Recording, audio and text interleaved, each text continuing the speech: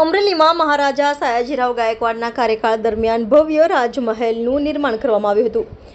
વર્ષો સુધી આ રાજમહેલમાં અમરેલીના કલેક્ટર સહિતની કચેરીઓ પણ બેસતી હતી. અમરેલી શહેરમાં રાજાશાહી કાળનો આ એકમાત્ર મહેલ છે જે હયાત હાલતમાં છે. વહીવટીતંત્ર દ્વારા જાળવણીના અભાવે આ રાજમહેલ જર્જરિત બની જતા જુદી જુદી કચેરીઓનું સ્થળાંતર કરવાની ફરજ પડી હતી. તે પછી પણ મેલની દરકાર લેવામાં આવી નથી અને ક્યારેય પણ રિનોવેશન કરવામાં આવ્યું નથી. અમરેલીના ધારાસભ્યના પ્રયાસોથી રાજ્ય સરકાર દ્વારા આ રાજમહેલનું રિનોવેશન, તેમાં મ્યુઝિયમ બનાવવામાં આવ્યું. બહારના ભાગે બગીચો, લાઇબ્રેરી તેમજ બ્યુટિફિકેશનની કામગીરી માટે ₹27 કરોડની રકમ મંજૂર કરવામાં આવેલી છે.